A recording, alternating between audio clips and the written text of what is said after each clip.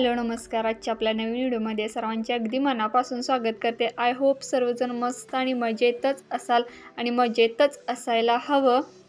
तर आज उठल्या उठल्या स्वयंपाकाला लागले. सगळी भांडीसुद्धा घासून झालेली आहेत आणि छान असा उंबरटा पुजला आहे, कारण आज आहे अमावस्या.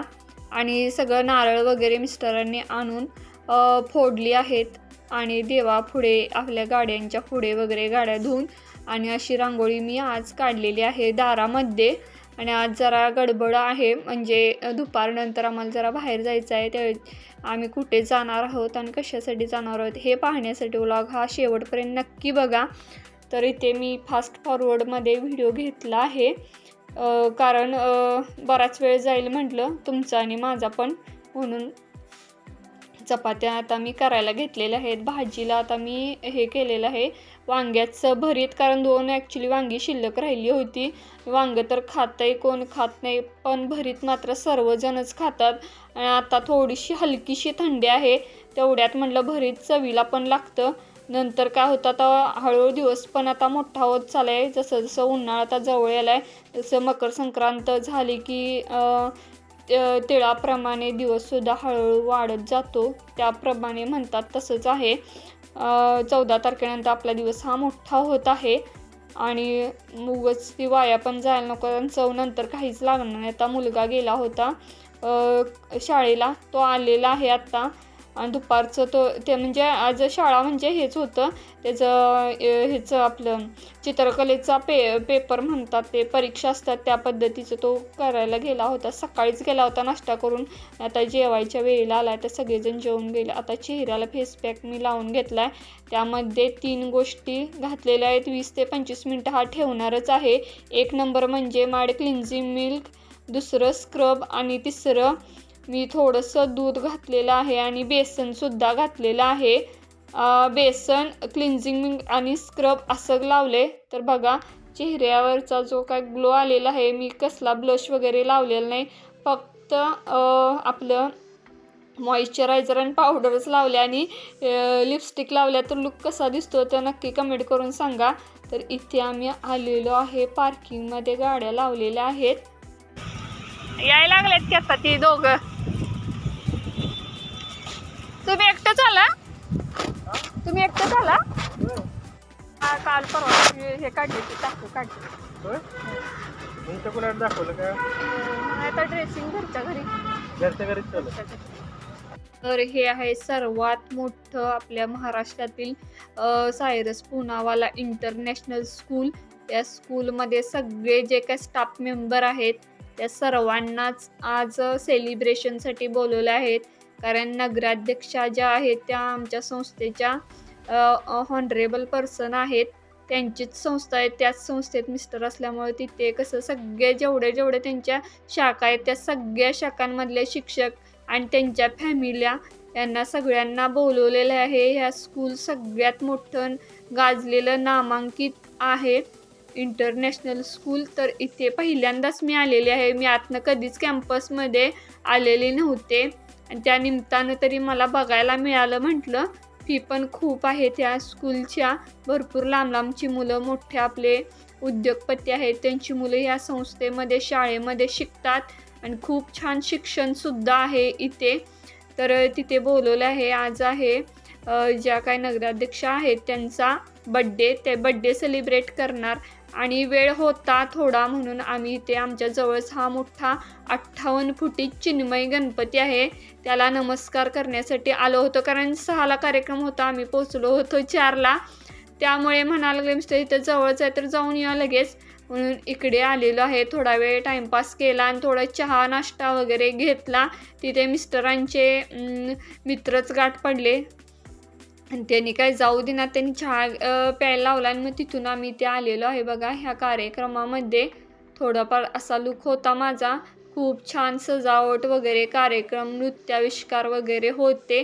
जे नगरसेवकसुद्धा झाले त्यांचासुद्धा सत्कार सोहळा समारंभ असं आणि बड्डे सेलिब्रेशन असं दोन्ही होतं आणि फॅमिली गेट टुगेदर असा कार्यक्रम आजचा होता.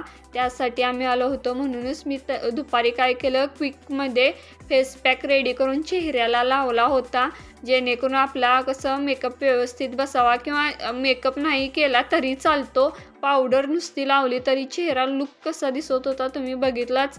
फक्त मॉइश्चरायझर आणि पावडर लिपस्टिक एवढंच लावलं होतं तर किती चेहरा वरती ग्लो आला होता नॅचरल.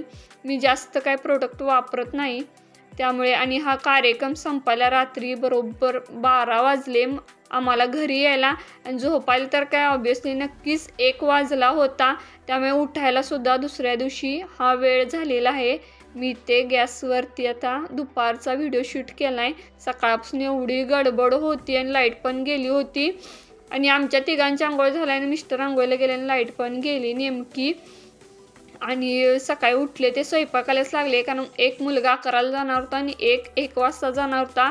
11ला जाऊन एक जण 1ला येणार होता, म्हणजे 1पर्यंत माझं स्वयंपाक आणि नाश्ता होणं गरजेचं होतं. म्हणून मी उठले, आंघोळ केले, ते पहिलं किचनमध्येच एंट्री केली, कारण 9 सव्वा 9 वाजले होते. पटकन पहिला नाश्ता चहा वगैरे दिला सगळ्यांना, आणि 10 वाजले इतक्यात, आणि 10 ते 11 11:30पर्यंत स्वयंपाक आवरूया म्हटलं. तर आज जेवणामध्ये मी चपाती, भात, फ्लावर वाटाणा घालून अशी मिक्स भाजी, आणि नेहमीची आमची कॉमन डाळीची आमटी असं सकाळचं जेवण होतं. आणि नाश्त्याला मी उपीट बनवलं होतं, जेणेकरून सर्वजणच आवडीनं खातील. सगळ्यांनी नाश्ता वगैरे केला, जेवण वगैरे झालं. छोटा मुलगा तेवढा नाश्ता करून गेला, आणि आल्यानंतर त्याने 1ला जेवला. आणि जेवल्यानंतर सगळं असं कट्टा राहिला होता आवरायचा, म्हटलं तोच आवरायला घेऊया, म्हणून मी कट्ट्यावरचं सगळं स्वच्छ करायला घेतलं. फक्त आता भांडी वगैरे राहिलेले आहे, थोड्या वेळानंच घेईन. धुणं फरशी वगैरे सगळं माझं झालं. ऑलमोस्ट 12:30पर्यंत सगळंच आवरलं माझं. फक्त हा राहिला होता भाग, म्हटलं आता 2 वाजलेले आहेत, आत्ताच करूया म्हटलं, नंतर राहिलं की राहील. आणि एडिट करायला पण कालचा व्हिडिओ वेळ झाला, त्यामुळे वेळेनंच आला आहे तो सुद्धा. व्लॉग खूप लेट आलेला आहे, आणि त्यामुळेच असं झालं. आणि काल रात्री काय झालं, 2 गाड्या घेऊन गेलो होतो. ज्या गाडीचा ॲक्सिडेंट झाला होता ती तशीच आम्ही गाडी घेऊन गेलो होतो, होतीच चांगली म्हणून घेऊन गेलो. तर मध्येच काय झालं, त्याचा क्लच निघून म्हणजे पूर्णच तुटला, म्हणून तसंच असं हळूहळू पळवत आणलो, न गाडी स्टार्ट करता. आणि एका शिक्षकांच्या दारामध्ये आम्ही ती गाडी लावली, कारण तो आता क्लेमलाच द्यायची आहे ती गाडी. त्यामुळे तिथून जवळ आहे ते जे काय सर्व्हिसिंग वगैरे, गाडीचं जे काय तुटलेले पार्ट वगैरे बसवायचे तिथून जवळ आहे, म्हणून रात्री तिथेच गाडी लावली. आणि 1 बाय 1 आम्हाला मुलांनी घरी सोडलं, त्यामुळे भरपूर लेट झाला. आणि कार्यक्रम खूप सुंदर झाला. जेवढे नगरसेवक झाले त्यांचा सत्कार छान असं झाला.